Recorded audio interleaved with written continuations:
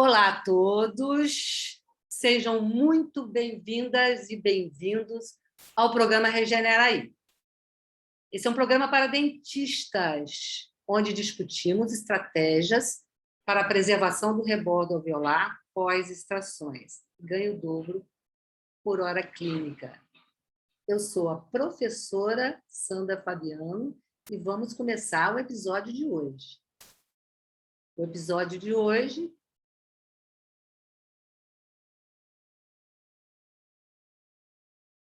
o tema é: entenda o que os concentrados sanguíneos autólogos têm a ver com a preservação do rebordo alveolar pós-extração. Então, são concentrados sanguíneos autólogos. Autólogo é um produto, um material que vem do próprio indivíduo, do próprio paciente, né? Um bom exemplo é o osso autólogo. Também podemos chamar de osso autógeno. Aqui nós estamos tratando de concentrados sanguíneos. Nós vamos tratar de um produto que se usa na reparação tecidual, que é coletado do próprio indivíduo. O sangue é coletado do próprio indivíduo. E nós nós vamos começar falando sobre a primeira geração rapidamente e vamos focar na segunda geração. A primeira geração é o PRP, plasma rico em plaquetas. Ele foi desenvolvido no final da década de 90 pelo professor Robert Marks, um grande pesquisador dos Estados Unidos, um dentista, um cirurgião bucomaxilofacial da Universidade de Miami, que desenvolveu, ele não é o único, a Anito, em 99, também desenvolveu concentrado sanguíneo autólogo. Nós vamos focar no PRP porque é o mais usado ainda, foi o mais usado, ainda é mais usado ainda, inclusive na medicina e alguns dentistas, né? Porque a grande maioria realmente usa PRF. Então, o professor Robert Marks, ele desenvolveu o PRP, que é um concentrado sanguíneo autólogo, muitos chamam de concentrados plaquetários, né? Onde você coleta o sangue do paciente em tubos de 9 ml, geralmente, e centrifuga para obter um coágulo, para utilizar em cirurgias orais, que é o caso dele, porque era cirurgião bucomaxilofacial. Esse PRP ele era coletado já com anticoagulante, com tubo com anticoagulante, porque era um processozinho a maneira de fazer a feitura dele demorava mais um pouco, você teria que pôr um anticoagulante. E ele era centrifugado com aditivo para ativar esse coágulo, que era tombina bovina e cloreto de cálcio, e mais tarde cloreto de cálcio. Então, ele usava aditivos, ele não era propriamente puramente autólogo, né? Na centrifugação, as plaquetas são ativadas e você forma um coágulo. O professor Robert Marks, na época, eu não cheguei a fazer o PRP, não. Apesar de eu ter feito o meu curso de implante lá atrás, né? 1997, ter entrado no mestrado em 2002, não era da filosofia, já estava um pouquinho em desuso para muitos professores, que eles achavam que o PRP, os fatores de crescimento liberados por ele, né, durava muito pouco tempo. E eu não peguei. Mas eu tenho que fazer uma observação aqui. O professor Robert Marks é um grande pesquisador até hoje. Ele, na época, ele era um grande pesquisador, tem livros editados, um grande professor. Eu respeito muito o professor Robert Marks. Inclusive, já vi ele pessoalmente algumas vezes. E uma das vezes que eu vi foi num congresso da Quintessência Internacional, que eu sempre vou, era de 2 em 2 anos, agora são de 3 em 3 anos, não teve agora por causa da pandemia. Então, eu acho um congresso muito bom, porque de todas as especialidades eu estava, como sempre estou, estava fazendo curso de implante. Não me lembro o que era. Ou era de implante ou era de pério, né? Que são as minhas especialidades, meu foco, que eu atuo. E alguém falou, olha, tem um professor numa sala que está lotando tanto, mas tanto, que tem que empurrar todo mundo para dentro, todo mundo sentado no chão, nos corredores, no chão. Não estava nem na sala principal, não, mas uma sala as salas são grandes, geralmente lá naquele Copper Place em Boston. E eu falei, eu vou ver. Se é um negócio que está lotando, eu falei assim, vamos lá. Então, ele estava chamando a atenção para a comunidade internacional de um assunto que já estava sendo falado, que era a osteonecrose dos maxilares, né? E aqui a gente já falava alguma coisa, já escutava ali, já escutava aqui, ele mostrando que, pelo uso dos bifosfonatos, do alendronato de sódio, no tratamento da osteoporose, principalmente em mulheres pós-menopausa, ele tinha observado que alguns pacientes desenvolviam uma osteonecrose no ato cirúrgico, uma instalação de implante, um enxerto. Isso ficou muito tempo falado e até hoje falado, né? Se usava muito na época, até para a osteopenia, que hoje a gente sabe que para a osteopenia você tem outros meios, né? O sol, vitamina D3, cálcio, exercício, e uma série de coisas, a reposição hormonal, algumas mulheres podem fazer, e estava talvez se abusando muito, e até hoje a gente, já na anamnese do paciente, a gente deve focar nisso e perguntar para o endocrinologista, que às vezes a paciente tem uma osteoporose já bem avançada, não é custo-benefício parar. Então, você tem que pensar qual que é melhor, o seu benefício odontológico ou tratar da osteoporose. Enfim, eu contei esse fato porque eu respeito muito.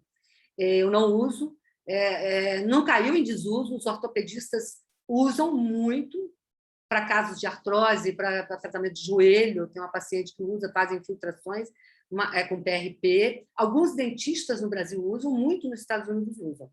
Mas, por ser um produto autólogo, mas meio autólogo, porque você colocava um anticoagulante, se usa aditivo, principalmente a trombina bovina, nos tubos para ativar o coágulo, ele caiu um pouco em desuso e veio a segunda geração, que é o PRF. São siglas em inglês, né? O PRP, plasma rico em plaquetas, e o PRF, fibrina rica em plaquetas, que foi o grande... São homens visionários, como ele foi, veio o Dr. Joseph Chocun, médico na França, em Nice. Em 2001, ele já pesquisava os concentrados sanguíneos autólogos, mas esbarrava um pouco na legislação francesa o uso da trombina bovina. Então, ele desenvolveu um produto onde não se usava nem o anticoagulante, nem trombina bovina ou o outro aditivo para ativar esse coágulo. Aí veio a fibrina rica em plaquetas, foi em 2001. Antes de seguir, nós vamos hoje focar na fibrina rica em plaquetas, mas antes de seguir adiante, o que as duas têm em comum, gente? Elas utilizam o potencial reparador das plaquetas, né? As plaquetas, elas fazem, né, formam a hemostasia primária, aquela hemostasia logo quando tem uma injúria, né? Faz o tampão, a hemostasia primária, e vem a cascata de coagulação, os fatores de coagulação.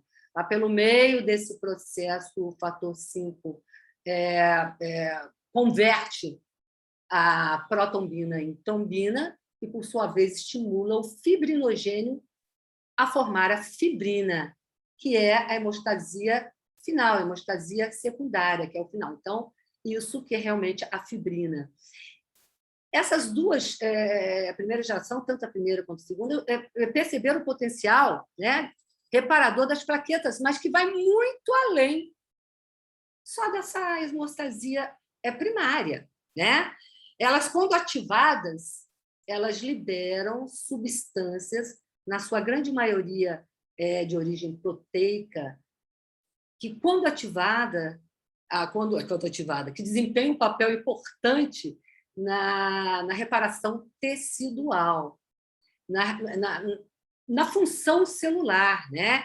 Elas regulam essa função celular, elas regulam a comunicação, melhor dizendo, intercelular.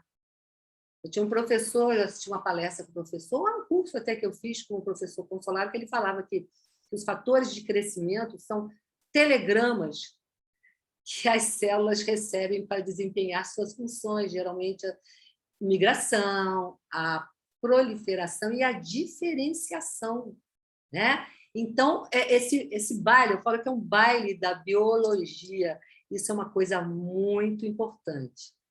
Então, eles tinham em comum isso. O PRF, não utilizando aditivos nem anticoagulante, o PRP, utilizando anticoagulantes e aditivos para poder ativar este coágulo. Então, nós vamos focar hoje no PRF. Vamos falar sobre o PRF.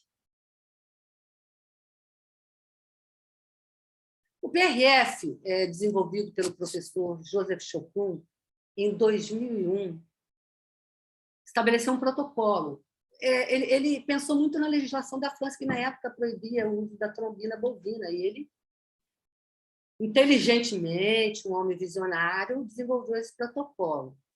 Esse aqui é um artigo, a parte 1, onde ele e o David Doran delineam, mostram como é que é o passo a passo para se fazer esse protocolo. Eu sempre falo que o passo a passo é super importante, né? Que a parte 1, 2, 3, 4 continua. O Doran foi uma pessoa muito importante nesse processo.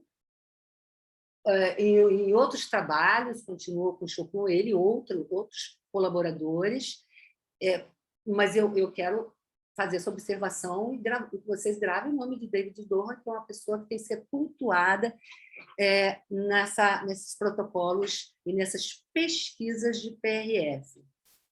Esse aqui foi o primeiro trabalho, delineando o protocolo, publicado em 2006, com a participação do Doran. Em 2008, incorporou-se o L de leucócitos, porque se achou que naquela camada, que é a camada do meio, intermediária, além de plaquetas, uma grande quantidade de plaquetas, tinha também o leucócito, que é a primeira célula de defesa do nosso organismo. E passou a se chamar LPRF. Em 2013, o Chocun ele se desliga, ele sai da Intraloc e passa a fabricar a sua própria centrífuga e fazer o seu próprio protocolo, que ele denominou APRF. Doran segue com a Intraloc e suas pesquisas com LPRF, e, posteriormente, surgiu o PRF Blocks, que foi mais para trás, de Stickbone, que a gente vai falar. Vai mostrar, aliás. Né? Então, deixar claro aqui que tanto o LPRF, o L, quanto o A, são marca, é o brand. Né? O LPRF é a marca que era da Intraloc, que hoje a Intraloc ela foi comprada pela BioHorizon, outra companhia, grande companhia, e ela continua usando a marca LPRF, né? Utilizando, porque a primeira centrífuga desse protocolo de PRF foi desenvolvida pelo Chocun, mas continuou nas mãos da Intraloc. O Chocun desenvolveu a centrífuga dele e criou outra brand, outra marca, o APRF, e ambas são maravilhosas. Eu acho que é uma questão de escolha, né? Como tem muitas existentes. E quando eu falo muito LPRF, por um motivo. Na realidade, eu tenho conversado com alguns professores que pesquisam esse assunto, e eles falam que hoje quase todo mundo fala LPRF, embora esteja fazendo outra marca de PRF, outro protocolo de PRF. Convencionou-se. Né? Vamos tomar uma Brahma quando eu vou tomar uma Antártica, né? Vamos tomar uma Coca-Cola quando eu vou tomar um Guaraná. É brand, é marca. Ela ficou internacional, mas é PRF, é fibrina e com plaqueta, que é o correto. Então, o PRF, um dos fatos que caiu muito em desuso o PRP, o plasma rico em plaquetas, foi que alguns professores, que eu me lembro, falavam muito na época, olha, o PRP é muito bom, é bom para misturar o material, fica o material bem aglutinado, mas ele não tem, parece que as pesquisas mostram que ele fica, aqueles fatores de crescimento, aquelas substâncias, né, de natureza proteica, que desempenham um papel importante na intercomunicação intercelular, na comunicação intercelular, que regulam migração, proliferação, diferenciação celular, elas ficam muito pouco tempo, talvez 2 dias, sei lá, 48 horas, e desaparecem, não ficam estáveis ali naquele meio. É o que se falava. E as pesquisas do LPRF mostram que esses fatores de crescimento, essas substâncias proteicas, elas ficam de 7 a 14 dias. A maioria fala de 10, 12 dias, já se viu até em 14 dias, até em 15 dias. Né? E esses fatores de crescimento são muito importantes, gente. Por exemplo, o fator de crescimento, que é o derivado de plaquetas, ele regula a migração, proliferação e sobrevivência simplesmente das linhagens das celulares mesenquimais. Mesenquimais. E o fator de crescimento endotelial vascular ou vascular endotelial, é o mais poderoso fator de crescimento vascular conhecido na medicina. E a gente sabe que se não tiver uma neovascularização, você não tem uma regeneração. Você tem que ter o aporte daqueles vasos para trazer as células, para trazer tudo que se precisa para uma regeneração, reparação, cicatrização. Né? Isso é algum deles. O fator transformador, transformable factor beta, fator transformador, fator de crescimento transformador, ele é um possante regulador da inflamação e induz a síntese de 2 substâncias super importantes, a fibronectina e o colágeno. E o fator de crescimento insulínico, por exemplo, tem um efeito quimiotático sobre os blastos. Então, na verdade, o nosso coágulo já tem esse potencial, como eu falei. As plaquetas, macrófagos também, leucócitos também, já vão liberando alguns fatores de crescimento.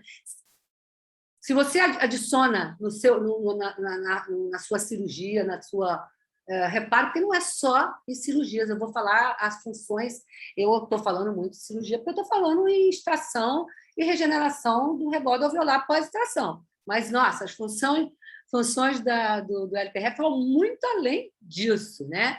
Então, já está lá aquela plaqueta, aquele macrófago, aquele leucócito. Se você dá um plus e põe um material ali, e geralmente misturado, a gente mistura muito com biomaterial, que tem também o potencial de liberar mais fatores de crescimento, aí a gente está com tudo, olha só. Porque o coágulo tem tudo que a gente precisa para a regeneração, tudo. Eu costumo dizer que você vai instalar um implante numa área que foi enxertada, preste atenção, tem que sangrar. Se tiver aquilo seco, você não vai ter um potencial regenerador.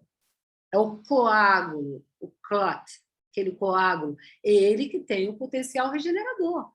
Em qualquer reparo, uma fratura, uma extração dentária, ou qualquer, o coágulo. O sangue tem que aportar ali.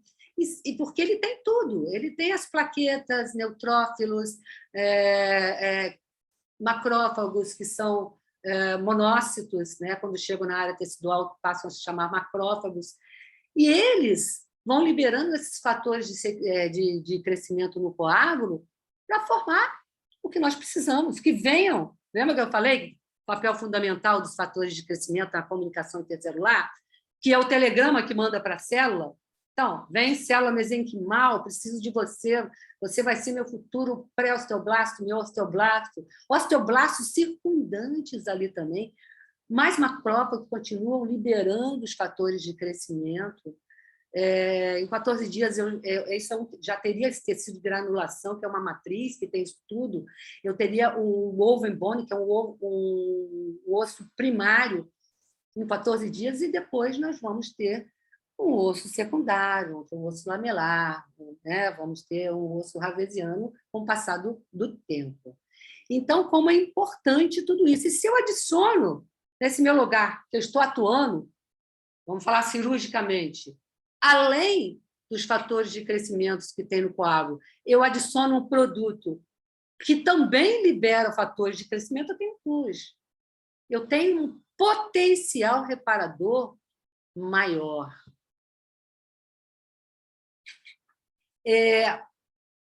Como eu falei, os concentrados sanguíneos, você coleta um tubo e esse tubo vai ser centrifugado e o tubo sem anticoagulante, sem aditivo no tubo, e você vai centrifugar esse sangue.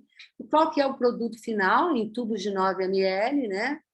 Você vai ter essa disposição. No topo, o plasma celular, o plasma pobre em células, né? Ou em plaquetas também. No meio, você vai ter o coágulo de fibrina, onde tem plaquetas e você tem leucócitos, e você vai descartar a parte final, que são os eritrócitos, são as células vermelhas, os glóbulos vermelhos. Aqui está mostrando, ó, tirou com a pinça, você tira do tubo e você descarta essa parte. Geralmente, uma espátulazinha, tem gente que passa até as costas de uma tesourinha, descarta e você só usa a fibrina. E você vai fazer, nós vamos mostrar mais para frente, vocês acompanhem, nós vamos mostrar. Essa centrífuga é a centrífuga inicial. Isso faz parte dessas figuras, gente. A fonte é aquele mesmo artigo da parte 1, tá? Sobre evolução, sobre os protocolos, como fazer o passo a passo. Essa é a centrífuga que era da Intraloc, que é da Intraloc até hoje, que agora é by Horizon, mas foi desenvolvida pelo Joseph Chocun. Hoje ele tem a Duo, a centrífuga dele. Então, você vai aproveitar, na realidade, este coágulo de fibrina, onde tem tudo que eu preciso. Tudo que eu preciso. Eu coloquei alguns trabalhos aqui, pensando nos benefícios que o PRF nos dá. Né? Nos dá em todas as reparações, mas especificamente nós estamos falando aqui do protocolo de preservação do rebordo alveolar, e nós temos o Máximo Del Fabro em revisão sistemática, o Myron com revisão sistemática, a Ana Castro, que é do grupo do Dr. Nelson Pinto, a Gabriela Bali, e, por último, eu deixei um artigo do pessoal da UF aqui, foi feito pela Madalena Torres da Silva, com a colaboração do Carlos Mourão, do Rafael Coutinho, Mônica Calazans e outros. Né? Então, todos os artigos, porque eu falo e vou repetir, esses benefícios estão descritos nesses artigos.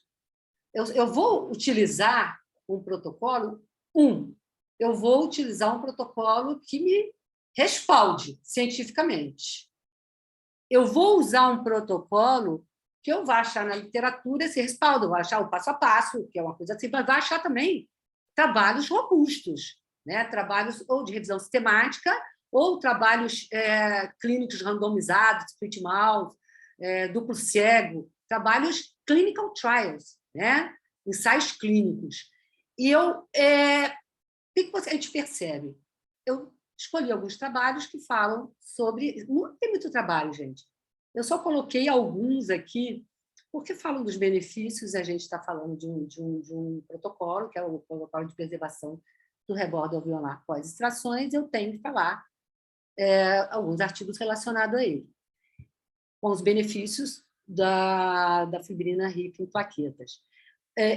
Todos os trabalhos chegam mais ou menos hoje em dia de um lugar comum. Eu coloquei trabalhos mais recentes, porque, como eu mostrei desde lá de 2006, tendo aquela batelada, aquele enorme trabalho. O 17, de 16, 17, 18 e 2021. A maioria chega nesse consenso, veja esse trabalho do Myron aqui, da grande benefício na cicatrização do tecido mole, o pós-cirúrgico mais confortável, edema, menos edema, e alguns falam sobre benefícios, sobre a reparação, acelerar a reparação, não posso deixar de falar, a reparação tanto do tecido mole quanto do tecido duro. Mas a gente vai chegando à conclusão que o grande benefício atestado na literatura da fibrina rica em plaquetas, eu diria que são dois. Um é clínico, puramente clínico. Né? Deixa eu voltar aqui, para a gente interagir melhor. Eu diria, aquele grande benefício clínico. Quem faz regeneração assegurada há muito tempo, implante há muito tempo, sabe como era complicado você pegar aquele biomaterial, que geralmente são grânulos, e colocar ali, ou no seio, ou no rebordo pós-extração, uma reconstrução. Geralmente se molha com soro ou com o próprio sangue do paciente. Gente, você misturar isso realmente com a fibrina rica em plaquetas, seja ela picotada, seja ela picotada e depois fazer um stick bone, que a gente vai mostrar, é sensacional, me dá muito menos trabalho e eu sei que o material vai ficar ali. Isso é importante, eu quero o material ali. E quem acompanha esse pós-operatório vai concordar com os trabalhos todos. Pós-cirúrgico é muito, muito confortável. Menos edema, e a gente percebe menos dor, mas não tinha assim, um trabalho relatando especificamente, mensurando uma semana, menos dor em tal dia, menos dor no segundo dia, no terceiro dia. Esse trabalho aqui do grupo da UF nos trouxe isso. Quem estiver interessado nos trabalhos, nesse trabalho, ela mediu a dor, a cicatrização do soft tissue, do tecido mole, e a liberação dos growth factors e das citocinas numa extração de terceiro molar, regenerou ali. E mediu. Então, acho que seria o primeiro trabalho que mensurou realmente a dor. A gente pode falar, porque é um trabalho robusto, um trabalho randomizado, split mouth, double blinded clinical trial, um trabalho clínico randomizado.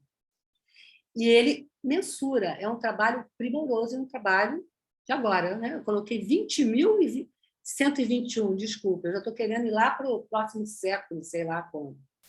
Está tão difícil esses 2 anos, né? Que a gente já está querendo ir lá para frente, mas 2021 foi feito agora. Então, o meu respaldo sempre foi, mesmo antes desses trabalhos, fazer o PRF com embasamento clínico científico. Né? A clínica é soberana, tudo bem, mas ela tem que ser embasada em conhecimento científico. Eu não posso ensinar para vocês, ensinar para os meus alunos um protocolo que não tenha um respaldo, um certificado, sabe? Aquele carimbo que é um protocolo bom e que dá certo. A literatura me traz isso. Eu fiz... isso aqui eu fiz questão de colocar, porque isso aqui é o treinamento da equipe em 2014. Tem alguns professores da minha equipe aqui, o professor Emildo e Camila estão aqui, alguns ex-alunos, a Débora Carvalho, um grande cirurgião bucomaxilofacial, o doutor Carlos Feijó, convidei alguns amigos também, a Bárbara, ex-aluna e atual assistente, o Marquinho também, que já foi meu assistente, e quem veio foi um colega meu de mestrado, o André, veio treinar. Ele veio nos dar habilitação para fazer este protocolo. A gente vai conversar sobre a habilitação, a necessidade da habilitação, para você fazer a venopunção. E ele é uma pessoa que já correu atrás, foi um dos primeiros. Já foi nos Estados Unidos, acho que ele falou comigo que ele fez o curso com, acho que é com Robert Miller, que eu tive com o Miller, eu tinha uma foto, ele falou assim, esse cara aí sabe muito, foi ele que me ensinou os primeiros passos, né? Eu acho que foi nos Estados Unidos. Então, André Lisa, de Brasília, ele nos treinou, tá? É da Clio, odontologia, é um grande dentista, um grande cirurgião bucomaxilo, nos treinou com o protocolo da Intralock na época, com a centrífuga da Intralock na época, tá? E assim seguimos. Já imediatamente, eu digo sempre, o protocolo bom é aquele que você aprende e aplica. passamos a aplicar no nosso curso. Eu diria hoje que 99% dos meus casos, em todos os casos, principalmente no meu consultório, eu faço com o PRF, principalmente em protocolo de preservação do rebordo alveolar pós-extrações. É absolutamente confortável o que nós estamos tratando aqui. Eu não tenho dúvida a respeito que é eficaz, tem benefícios e que é super bom para o paciente e para nós, dentistas, que é um protocolo fácil de aplicar. Tanto é fácil de aplicar o protocolo de preservação do rebordo alveolar pós-extrações, como é fácil de se fazer esse protocolo com PRF.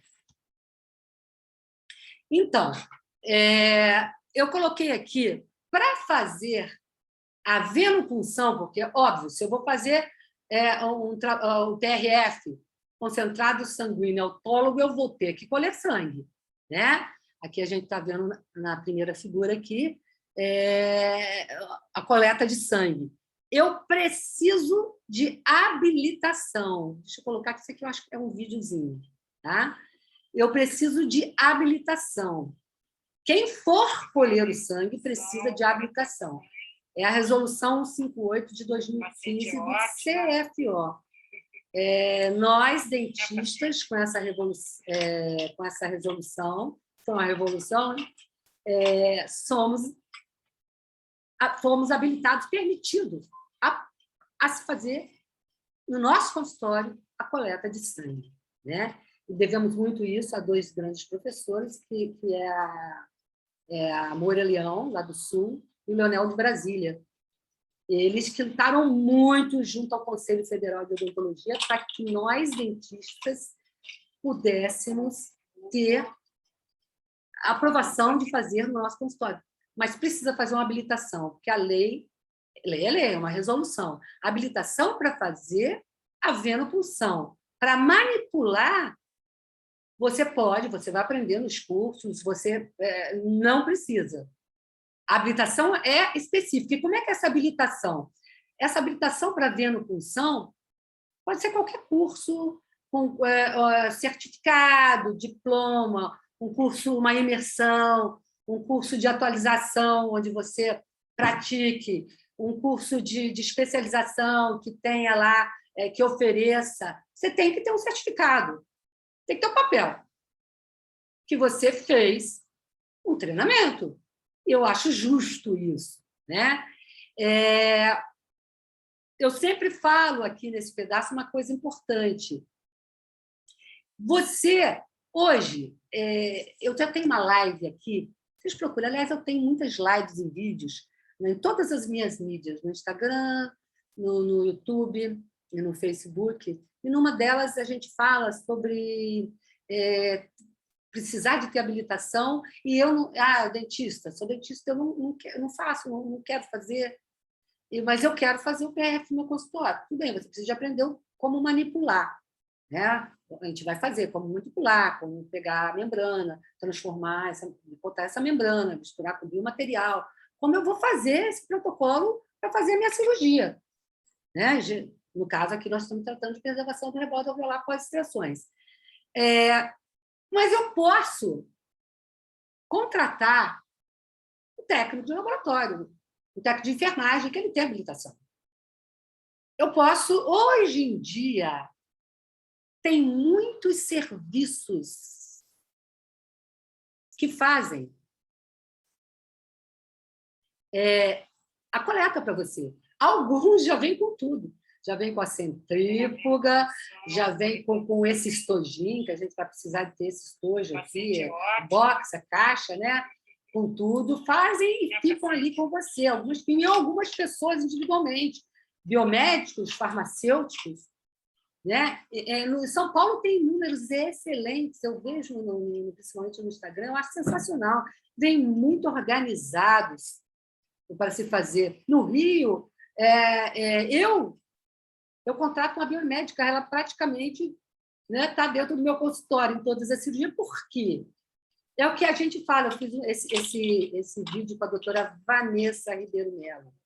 Ela foi minha aluna, ela tem certificado, tem habilitação, mas ela também preferiu, como muitos outros. Porque enquanto você está focado ali na cirurgia, tá? No meu consultório, que eu tenho um ambiente grande, tenho outra sala, você está fazendo, você está seguindo na sua cirurgia.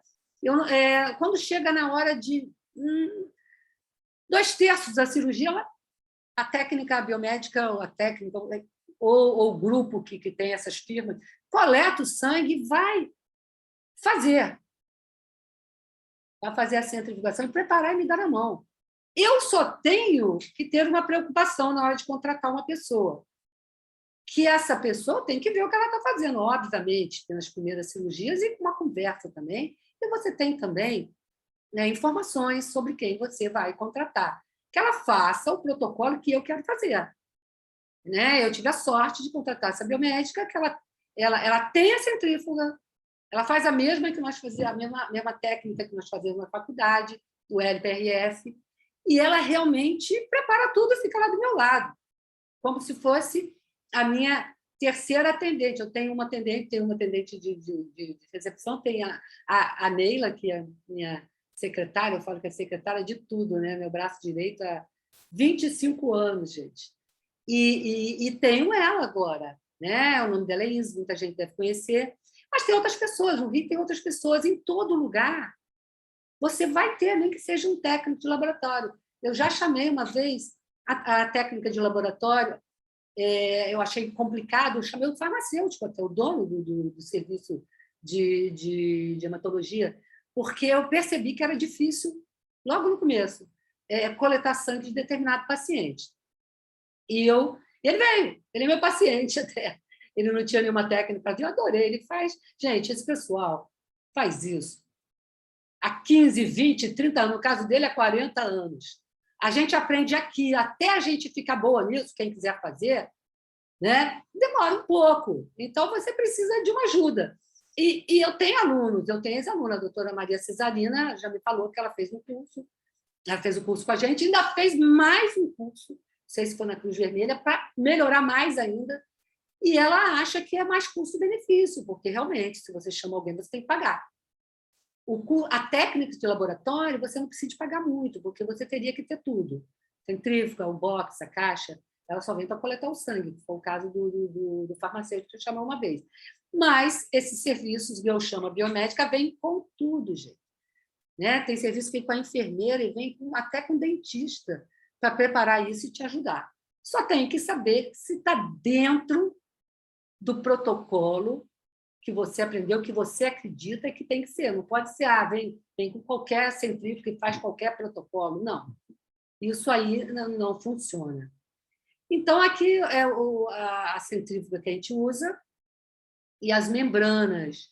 Não as membranas, as fibrinas. Já foi descartada os eritrócitos, as células vermelhas, e ficou somente a parte do coágulo de fibrina.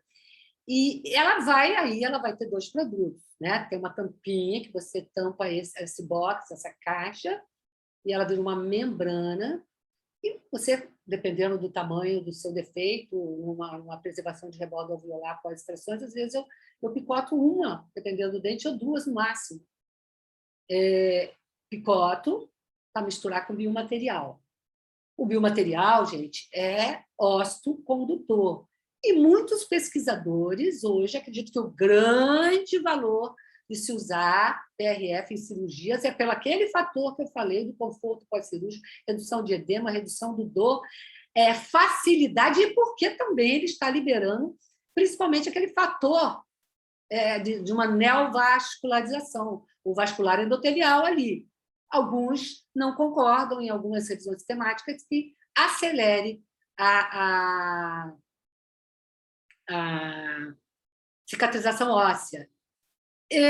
Eu acho que funciona, das 2 maneiras. Eu não sou pesquisadora, eu vou pelos pesquisadores, né? E outra função é você ter a membrana. Essa membrana ela tem 2 funções. Ela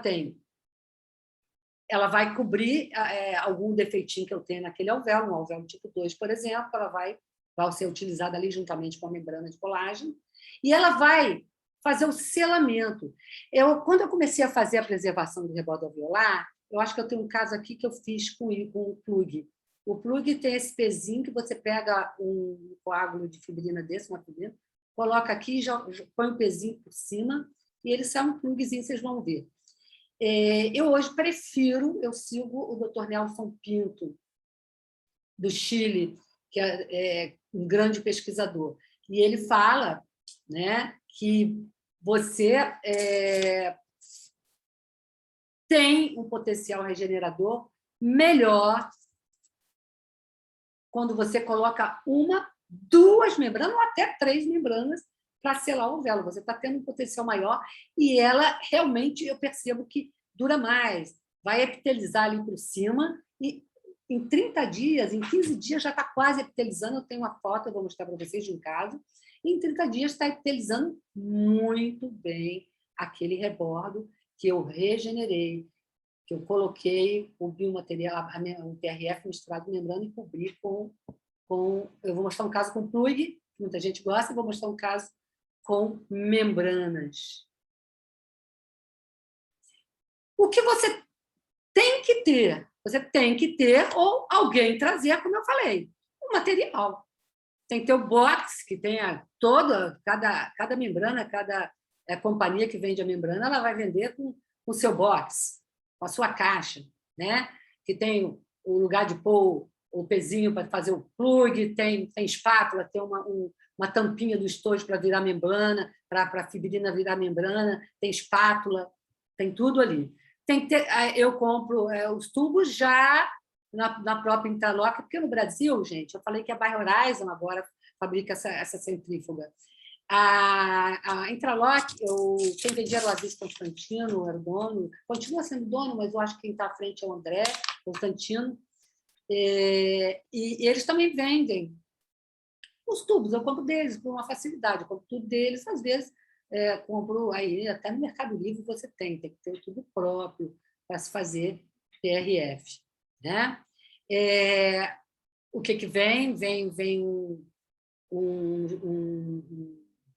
Ai, gente, vou falar uma cubinha, 2 cubinhas para você preparar o biomaterial, geralmente uma quadradinha, né? Você tem tudo bem autoclavado, tudo bem. O que você não pode ter é faltar alguma coisa na hora. Combinado que a gente faz. Né? Você compra o tubo branco de plástico para fazer o PRF líquido ou o IPRF, nós vamos mostrar. Tem que ter tudo. Se você não tiver... Aliás, esse checklist de material, gente, você tem que ter. Você tem que ter tudo. É uma coisa que eu aconselho a fazer antes da cirurgia, não é um dia. É quando você está planejando a cirurgia. Vai lá, tenho isso. Tá, o biomaterial está aí, tem 2, 3... O que eu tenho de biomaterial? Não vai me faltar? Aí, se eu precisar de uma membrana de colágeno, aí eu tenho também. Tudo. Está tudo certo, tudo combinado? Aí você faz. Não pode faltar, né? Pode faltar nada. Esse caso aqui, vou me tirar novamente, não deixa aí. Bom, esse caso aqui é muito emblemático, eu gosto desse caso. O paciente, veja bem, uma raiz perdida. Se eu fosse tirar e instalar implante, eu ia estar dentro da lesão, se eu fosse passar, provavelmente eu ia entrar, não sei, ia precisar de fazer uma osteodensificação entrando, uma coisa mais complicada, ou levantar o seio. Se eu tirar uma raiz muito pequena, é um rebordo muito verticalmente falando, não horizontalmente falando, muito com uma medida muito pequena, eu vou perder. Porque a literatura diz que se eu tirar essa raiz perdida, dada como perdida, ou dente fraturado, essa raiz tinha tudo, ela tinha uma fratura e tinha lesão. Se eu não fizer nada, deixa para lá, deixa para lá, eu vou perder muito osso. E quando eu entrar, eu vou ter que fazer um levantamento de seio. Eu vou ter uma cirurgia mais complexa, que muitas vezes o clínico geral não faz, sendo que o clínico geral pode e deve fazer a preservação do rebordo alveolar pós-extração. Esse é um caso que, se eu não fizesse nada, eu ia ter que entrar depois, mandar os clínicos gerais, mandar para o especialista, se ele não faz levantamento de seio.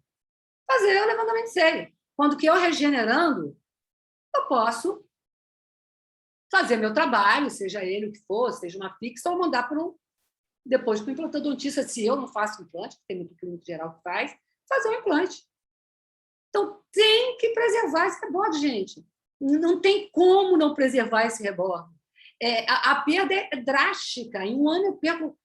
vamos colocar nos 3 primeiros meses, eu perco 2/3 da minha espessura.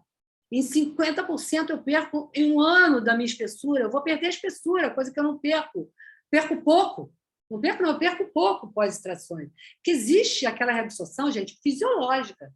Ninguém está dizendo que não há uma perda de dimensão horizontal e vertical fisiológica pós-extração. Mas se o biomaterial, a minha preservação, a minha regeneração nesse alvéolo preservando, eu minimizo essa perda que eu teria se eu não fizesse nada. O dente foi extraído atraumaticamente, eu conservo, eu não vou fazer incisão, eu não vou danificar. Eu já tenho um dano aqui, né? Que eu estou rompendo a minha fonte vascular maior quando eu tenho dente, que é o ligamento periodontal. Se eu faço o retalho, eu rompo outra, eu rompo o periósteo. Não tem necessidade, a nossa aula não é específica, eu tenho outra, vocês procurem nas minhas mídias sobre o uso do periótomo, preservação do rebordo alveolar com extração atraumática, faremos outra ainda esse mês. Eu vou fazer essa extração automática, aqui já é a fibrina, onde colocamos a tampa do estojinho, ela já é uma membrana. Eu pego essa membrana, eu vou picotar as partes dessa membrana, aliás, desculpa, essa membrana não vai ser picotada, essa membrana aqui vai ser usada para fechar o alvéolo. A fibrina, que eu mostrei no outro slide, né? Vamos voltar lá para o outro slide. Essa fibrina aqui, que eu vou picotar. Tá coisa para falar, né, gente? Eu vou picotar. Essa aqui já é a membrana, que em alguns trabalhos usam só fibrina, né? E cobrem com a membrana. Eu vou mostrar um caso. Aqui é um videozinho também, onde eu já picotei a fibrina lá. Cortei em pedacinhos, eu misturei com biomaterial e eu estou adicionando o IPRF, que é o IPRF ou fibrinogênio líquido, líquido fibrinogênio, que a Intraloc... Nelson Pinto fala, né? Fibrinogênio líquido. Em que nós vamos realmente fazer agora o stick-on, que está aqui, ó. Gente, quem fez cirurgia no passado, que ficava um monte de bolinha saindo para fora, sabe a vantagem que é você fazer o PRF block, na minha linguagem, que eu faço o LPRF, ou o stick bone. À medida que você vai misturando o biomaterial naquela membrana picotada e vai adicionando o IPRF, o PRF líquido, que foi colhido num tubinho de plástico, que é um tubinho branco, você consegue ter isso, né? Um stick bone. Né? Eu já vi na literatura escrito steak bone, né? Eu falei, será que é por causa do bifinho? Né? Mas eu falo PRF block ou stick bone, porque eu acho que o mais falado aí é o stick bone. Eu vou colocar no meu alvéolo, né? E vou colocar, aqui no caso, coloquei um plug. Eu fiz o plug aqui nesse buraquinho. Né? E tive a minha regeneração. Você vê, se você comparar as duas, tive nenhuma perda. Absolutamente nenhuma perda preservando. Né? Eu não vou precisar de fazer um levantamento de seio, que, aliás, é um seio íntegro. Presta atenção. Eu sei que não tem nenhuma patologia, não tem nenhum espessamento. Eu não vou deixar de fazer uma preservação. Aí você parte ou a sua prótese, ou no caso aqui foi instalado um implante, que é um implante curto, acho que foi de 8 por 4,3, porque ele tinha uma altura pequena, mas tinha uma largura maior. Então, você vê a vantagem de se fazer a preservação do rebordo alveolar pós-extração, que é o nosso tema de hoje, com a utilização do PRF. No outro caso, Eu coloquei esse trabalho aqui do grupo da USP porque é impressionante a cicatrização. Nesse caso, é um caso aqui da faculdade. O paciente chegou, ele tinha... Acho que eu coloquei... Desculpa, eu esqueci de colocar aqui mostrando. Mas não tem importância, dá para a gente falar do mesmo jeito. Extraímos o dente, ele tinha um defeitinho aqui na vestibular. Tá? Isso aqui é a face final, onde a gente suturou. Em 15 dias suturando, aqui ainda falta um pontinho, a gente deixa uma cicatrização de segunda tensão. A gente não vai fazer nenhum champré, porque aqui a gente quer preservar o quê? O rebordo. Nesse caso aqui, a gente quis fazer a técnica do Nelson Pinto em molar, que usamos só PRF. Nós usamos só o PRF, o soft PRF. Usamos só o PRF aglutinado com o PRF líquido. Só PRF. Em molares, gente, presta atenção quando eu estou falando outra coisa. Em molares que tem pouquíssima perda óssea, e você tem já em molares, não é igual aquele dente que era um pré-molar. Você tem já um tamanho, uma medida horizontal maior, a gente quis fazer. E realmente funciona. Em áreas anteriores, eu não aconselho, eu aconselho biomaterial. Aliás, a gente fez, experimentou, deu certo, mas aqui valeu muito esse caso para ver a cicatrização. Eu aconselho sempre se misturar, fazer um stick bone, porque a gente vai usar o potencial osteocondutor de um biomaterial. Antigamente eu usava muito biomaterial, hoje eu uso menos biomaterial e mais o PRF picotado, bem mais para fazer o stick bone. Menos biomaterial. Nós vamos falar mais adequadamente em outros vídeos. Gente, mas olha só, eu coloquei esse trabalho aqui para você ver. A gente não fechou, é uma cicatrização que a gente pode chamar de segunda intenção, vai fazendo o controle ali com a clorexidina, 2 vezes ao dia. Tem alguns artigos que falam que é 1 vez ao dia, mas eu preconizo 2 vezes ou até 3. Não vejo o menor problema. Né? Eu vejo outros professores de PL falando que não tem o menor problema. E a gente vai controlando, tem que ver esse paciente. Né? Porque você não vai passar uma escova ali nesses 10 primeiros dias, nem 15 primeiros dias. Aliás, aqui não precisa de escova, porque você tem só um rebordo, mas você pode estar querendo higienizar o dente vizinho e vai tirar ponto, vai engastalhar a escova com ponto. Você tem que tomar cuidado. De paciente mastigar do outro lado e comida soft, comida mais pastosa. Em 15 dias, impressionante. Olha, em 15 dias. E olha aqui, em 30 dias. O pós-cirúrgico, o tecido mole, a vantagem que você tem na preservação do rebordo alveolar, em qualquer cirurgia, fazer o PRF é enorme, as vantagens são muito grandes. Em 30 dias, eu já estava assim. Né? E paciente sem dor, o que eles sempre me relataram, e agora eu vi nesse trabalho aqui, foi statement, falado, atestado, que realmente muitos autores daqueles que eu fiz nas revisões temáticas já falavam.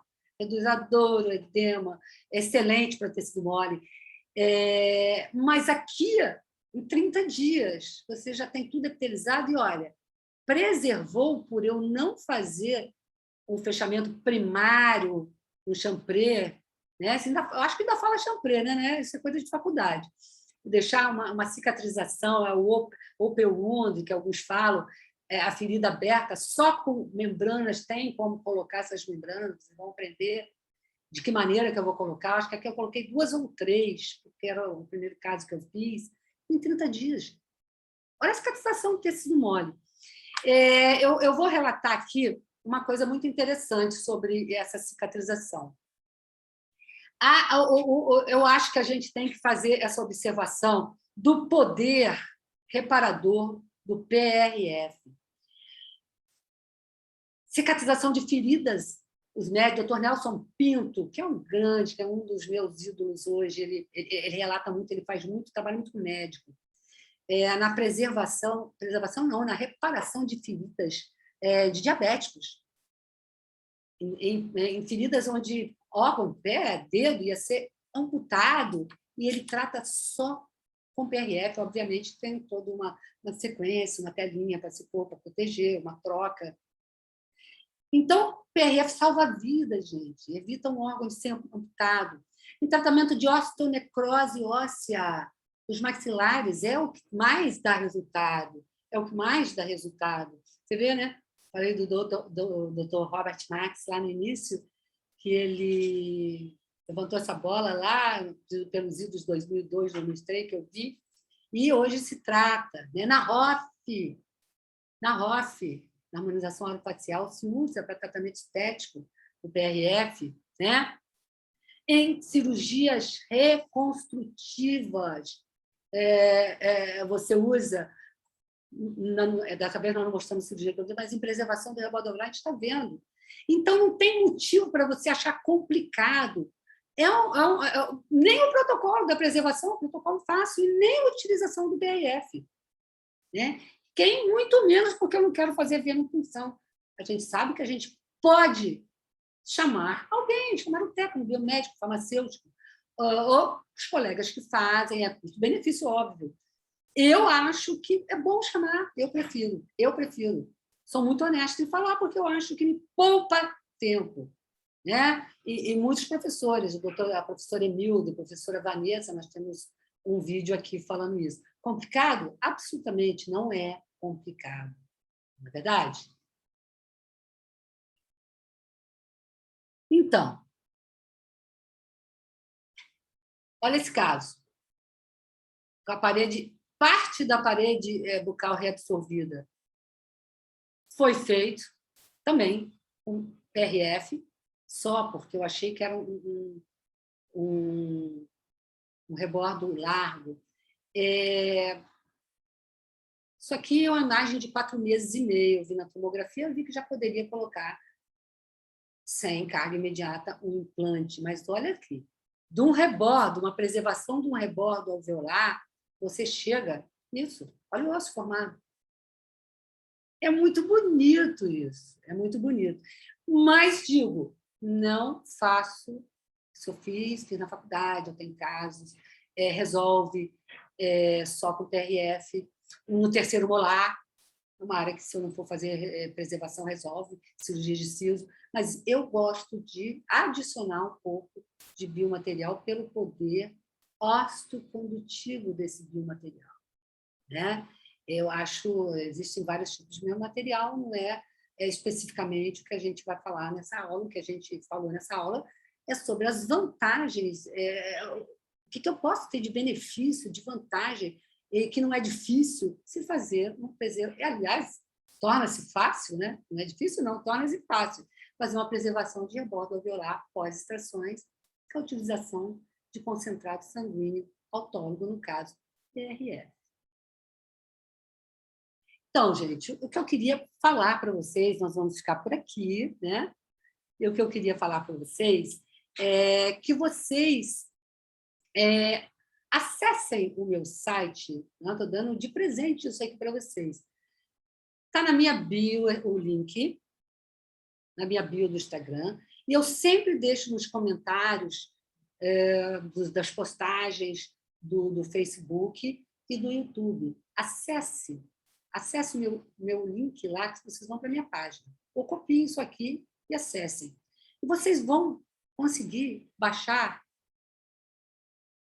um e-book sobre a preservação do rebordo alveolar pós-extração, que é o guia completo de como fazer a preservação do rebordo alveolar pós-extração. Ganho dobro por área clínica. Eu aconselho vocês verem o vídeo que eu postei no dia 15.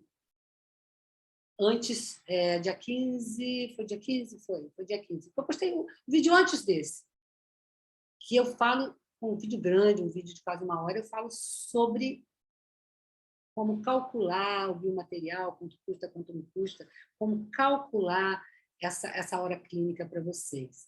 E que vocês poderiam me mandar uma planilha por e-mail para a minha equipe, para que a gente retorne para você com os custos, vocês preenchem alguns custos do seu consultório, e a gente te retorne para você ver o quanto isso agrega, quanto que esse protocolo de preservação alveolar agrega na sua hora clínica de consultório.